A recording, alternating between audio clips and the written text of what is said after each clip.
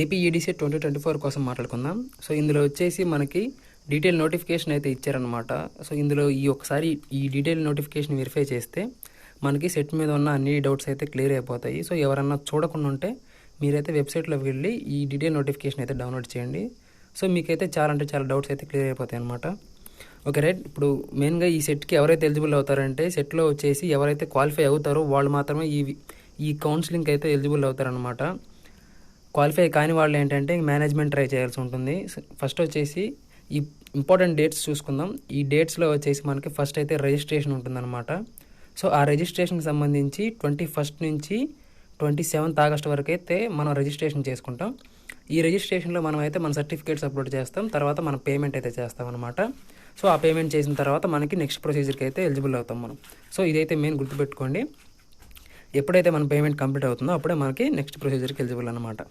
So ఈ certificate verification next వచ్చే certificate verification ఏంటంటే అది మనం రిజిస్ట్రేషన్లో ఏమైతే సర్టిఫికేట్స్ అప్లోడ్ చేస్తామో వాటికి సంబంధించి మాత్రమే వెరిఫికేషన్ అయిపోతుంది. సో మనల్ని అయితే సర్టిఫికేట్ వెరిఫికేషన్లో అన్ని సర్టిఫికేట్స్ అయితే అడగరు. మన క్వాలిఫికేషన్ ఒకటి, మన ఎలిజిబిలిటీస్ ఒకటి అనమాట. ఫీ రియంబర్స్మెంట్కి అట్లాగే సీట్ రిజర్వేషన్ కోసం ఈ సర్టిఫికేట్స్ అయితే అడుగుతారు. సో ఆ డేట్స్ చూసుకున్నట్లయితే 22 నుంచి 28 వరకు అయితే ఉంటుంది ఆగస్టు. సో ఇదన్నమాట సర్టిఫికేట్ వెరిఫికేషన్ గురించి. నెక్స్ట్ వచ్చేసి స్పెషల్ కేటగిరీ వాళ్ళ కోసం అయితే ఒకటి ఉంటుంది. స్పెషల్ కేటగిరీ వాళ్ళకి ఏంటంటే 27న అయితే ఫిజికల్ వెరిఫికేషన్ అనమాట. సో వెబ్సైట్లోనే కాకుండా మనం అయితే స్పెషల్ కేటగిరీ వాళ్ళు ఎవరైతే ఉంటారో వాళ్ళైతే ఫిజికల్గా కూడా వీళ్ళు వెరిఫికేషన్ చేయించాల్సి ఉంటుంది. సో ఆ వెరిఫికేషన్ కనుక కంప్లీట్ అయితే ఈ స్పెషల్ రిజర్వేషన్ అనేది మాత్రం వస్తుందన్నమాట. నెక్స్ట్ స్టెప్ వచ్చేసి వెబ్ ఆప్షన్స్ ఉంటాయి. ఈ వెబ్ ఆప్షన్స్లో మనం అయితే కాలేజెస్ని, యూనివర్సిటీస్ని యాడ్ చేసుకుంటాం. సో ఈ యాడ్ చేసుకునే ప్రాసెస్ని మనం వెబ్ ఆప్షన్స్ అంటాం అనమాట. సో వాటికి సంబంధించిన డేట్స్ చూసుకున్నట్లయితే 29 ఆగస్ట్ నుంచి 2 సెప్టెంబర్ వరకు అయితే ఉంటుందన్నమాట. సో ఈ డేట్స్ లోపే మనం అయితే కాలేజెస్ని యాడ్ చేసుకుంటాం. సో ఒకవేళ వీటిలో ఏమైనా చేంజెస్ కావాలి అనుకుంటే మనం ఒకవేళ ప్రిఫరెన్స్లో ఏమన్నా మార్చుకోవాలి అనుకున్నట్లయితే మన 3 సెప్టెంబర్ అయితే మార్చుకోవచ్చు అనమాట. నెక్స్ట్ వచ్చేసి మనకి ఈ ప్రాసెస్ మొత్తం కంప్లీట్ అయిపోయిన తర్వాత మనకి డైరెక్ట్గా అలాట్మెంట్ అనేది అయితే ఉంటుంది. సో మనకు పర్టికులర్గా యూనివర్సిటీ కానీ కాలేజ్లో కానీ మనకైతే ఒక సీట్ అనేది అలాట్మెంట్ అవుతుంది. సో ఆ అలాట్మెంట్ లెటర్ అనేది మనకి 5 సెప్టెంబర్ అయితే మనకి వెబ్సైట్లో అయితే రిలీజ్ చేస్తారు. మనం అయితే అక్కడ ఓపెన్ చేసుకొని మన హాల్ టికెట్ నెంబర్ ఎంటర్ చేసుకొని మనమైతే అలాట్మెంట్ లెటర్ అనేది డౌన్లోడ్ చేసుకుంటాం. సో అది డౌన్లోడ్ చేసుకున్న తర్వాత మనకి నెక్స్ట్ ప్రొసీజర్ ఏంటంటే కాలేజీకి వెళ్ళి మన సెల్ఫ్ రిపోర్టింగ్ అనేది అయితే చేయాల్సి ఉంటుంది అనమాట.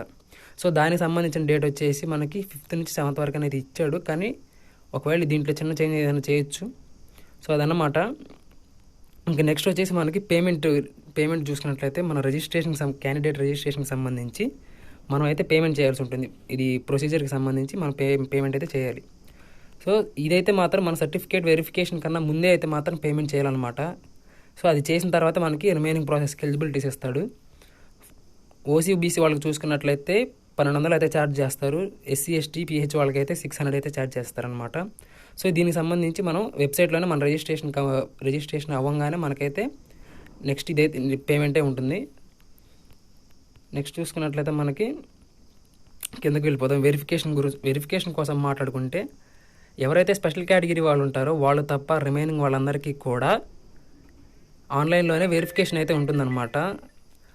ఎవరైతే స్పెషల్ కేటగిరీ వాళ్ళు ఉంటారో వాళ్ళకి ఆఫ్లైన్ వెరిఫికేషన్ కూడా ఉంటుంది. సో ఇదైతే గుర్తుపెట్టుకోవాలి మనం.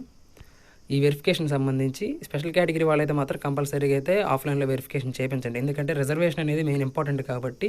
సో ఇవి ఉన్న వాళ్ళు అయితే మాత్రం ఎవరు మిస్ చేసుకోవద్దు. సో ర్యాంక్ అయితే ఇక్కడ చూసుకోవచ్చు. మనకి డేట్ అయితే ఇచ్చాడు 27 ఆగస్ట్ని అయితే ఇచ్చాడు అనమాట. ఎవరైతే స్పెషల్ కేటగిరీ వాళ్ళు ఎవరైతే ఉంటారో పిహెచ్ వాళ్ళు, అట్లాగే ఎన్సీసీ, స్పోర్ట్స్, క్యాప్, ఇట్లా ఎక్స్ట్రా వాళ్ళు ఎవరైతే ఉన్నారో వీళ్ళైతే మాత్రం వెరిఫికేషన్ అయితే చేయించాలి. ర్యాంక్ అనేది అయితే మాత్రం ఏ ర్యాంక్ అయినా కానీ చేయించాలన్నమాట. మీకు రిజర్వేషన్ కావాలనుకుంటే చేయించాల్సిందే ఖచ్చితంగా. సో ఇదన్నమాట. నెక్స్ట్ వచ్చేసి కావాల్సిన సర్టిఫికేట్స్ అయితే మనకి ఇక్కడ చాలా లిస్ట్ ఇచ్చాడు. కాకపోతే మనకేంటంటే కౌన్సిలింగ్లో అయితే అన్నీ అయితే అడగకపోవచ్చు అనమాట. మనకి కౌన్సిలింగ్లో అడిగేది మన క్వాలిఫికేషన్కి, అట్లాగే ఫీ రియంబర్స్మెంట్కి, అట్లాగే సీట్ రిజర్వేషన్ కోసం మాత్రం సర్టిఫికేట్స్ అడుగుతారు. సో అదనమాట. అయితే చూసుకోండి. రెసిడెంట్ సర్టిఫికేట్ అయితే మాత్రం మీ దగ్గర లేకపోతే అప్లై చేసి పెట్టుకోండి. ఎవరికైనా మిస్టేక్స్ ఉంటే అడ్రస్గా కానీ ఎడ్యుకేషనల్గా కానీ ఏమైనా మిస్టేక్స్ ఉంటే మాత్రం మీరైతే రెసిడెన్స్ అప్లై చేసుకున్నానండి. నెక్స్ట్ చూసుకున్నట్లయితే క్యాస్ట్ ఒకటి మాత్రం మీరైతే క్యాస్ట్ అనేది మాత్రం ఒకటి ఉండాలి. క్యాస్ట్ లేటెస్ట్ లేకపోయినా పర్లేదు, కానీ ఇన్కమ్ అయితే మాత్రం లేటెస్ట్ ఉండాలన్నమాట. ఫీ రియంబర్స్మెంట్కి ఎలిజిబుల్ అయిన వాళ్ళకైతే మాత్రం ఇది కంపల్సరీ అనమాట. నెక్స్ట్ వచ్చేసి ఎవరైతే ఓసీ కేటగిరీలో ఈడబ్ల్యూఎస్ వాళ్ళు ఉంటారో వాళ్ళకి ఏంటంటే రిజర్వేషన్ అనేది ఉంటుంది కాబట్టి వాళ్ళైతే లేటెస్ట్ ఈడబ్ల్యూఎస్ అనేది తీసుకొని ఉండాలి 2024 సంబంధించి. రిమైనింగ్ ఓసీ వాళ్ళకైతే మాత్రం ఏ రిజర్వేషన్ ఉండదు కాబట్టి వాళ్ళకైతే అదైతే అప్లికబుల్ కాదు. సో అదన్నమాట. ఇంకా నెక్స్ట్ వచ్చేసి స్పెషల్ కేటగిరీ వాళ్ళైతే ఈ సర్టిఫికేట్స్ అనేవి ఒకసారి వెరిఫై చేసుకోండి మీ దగ్గర ఉండాల్సినవి. పోతే ఇంక నెక్స్ట్ వచ్చేసి మనకి ఎలిజిబిలిటీస్ అయితే ఇచ్చారు. సో ఈ ఎలిజిబిలిటీస్ అనేది అయితే మీరు చెక్ చేసుకోండి. మ్యాథమెటిక్స్కి సంబంధించి, ఫిజికల్ సైన్స్కి సంబంధించి, బయాలజికల్ సైన్స్కి సంబంధించి, సోషల్ స్టడీస్ అట్లాగే ఇంగ్లీష్ అనమాట. సో ఇక్కడ మీకు మినిమం అనేది ఒక క్వాలిఫైయింగ్ పర్సంటేజ్ అనేది ఇచ్చారనమాట. ఒకసారి అది వెరిఫై చేసుకున్న తర్వాత మీరు అప్లై చేయండి. ఇంకా నెక్స్ట్ వచ్చేసి మనం మెయిన్గా చూసుకోవాల్సింది ఏంటంటే ఫీ రింబర్స్మెంట్ కోసం చూసుకోవాలి. సో ఇక్కడ మనకి సిక్స్త్ పాయింట్లో అయితే ఫీ రింబర్స్మెంట్ గురించి అయితే ఇచ్చారు. ఏంటంటే ఎవరికైతే గవర్నమెంట్ యూనివర్సిటీస్ అట్లాగే గవర్నమెంట్ కాలేజ్లో కన్వీనర్ కోటాలో సీట్స్ వస్తాయో వాళ్ళకి మాత్రమే ఫీ రింబర్స్మెంట్ అనేది వస్తుంది. ప్రైవేట్ ఎయిడెడ్ కాలేజ్ కానీ లేకపోతే ప్రైవేట్ యూనివర్సిటీస్లో కానీ సీట్ అనేది అలాట్ అయితే మాత్రం ఫీ రింబర్స్మెంట్ అయితే రాదు. ఇదైతే మనకి ఇక్కడ క్లియర్గా అయితే మెన్షన్ చేశారు. సో ఒకవేళ మనకి ఏదైనా డౌట్స్ ఉన్నట్టయితే సెట్కి సంబంధించి, క్యాండిడేట్ రిజిస్ట్రేషన్కి సంబంధించి కానీ ఏదైనా డౌట్స్ ఉన్నట్లయితే మనం అయితే వీళ్ళని కాంటాక్ట్ అవ్వచ్చు. వీళ్ళైతే మనకు రెస్పాండ్ అవుతారు. ఒకవేళ మీరు ఏదైనా మిస్టేక్స్ చేసి ఉంటే మీరు వెంటనే కనుక వాళ్ళకి మెయిల్ చేసి ఇదిగో మా ప్రాబ్లం ఇదే అని చెప్పినట్లయితే సో వాళ్ళైతే మ్యాక్సిమం క్లియర్ చేస్తారు, ఎడిట్ చేయడానికి కూడా ట్రై చేస్తారనమాట. సో ఎవరో కూడా మీ క్యాండిడేట్ రిజిస్ట్రేషన్లో మీకు వర్క్ అయ్యే మొబైల్ నెంబర్నే ఇవ్వండి, అట్లాగే మీరు వర్క్ చేసే ఈమెయిల్నే ఇవ్వండి. నెక్స్ట్ ఏంటంటే మీ డీటెయిల్స్ మాత్రం ఎక్కడా కూడా రాంగ్గా ఎంటర్ చేయొద్దు. ఇదైతే గుర్తుపెట్టుకోండి. మెయిన్గా ఏంటంటే డేట్ ఆఫ్ బర్త్ మాత్రం ఎవరో కూడా రాంగ్ అయితే ఎంటర్ చేయొద్దు. మీ సర్టిఫికేట్స్లో కూడా అన్నింటిలో కరెక్ట్గా ఉన్నాయా లేదా అనేది కూడా వెరిఫై చేసుకోండి. ఒకవేళ రాంగ్ ఉంటే మాత్రం కరెక్షన్ చేసుకోవడానికి ట్రై చేయండి, లేదంటే మాత్రం కరెక్ట్గా ఉన్న సర్టిఫికేట్స్ని అప్లోడ్ చేయండి. సో ఇదన్నమాట మెయిన్గా మన ఈడీ సెట్ కోసం అయితే.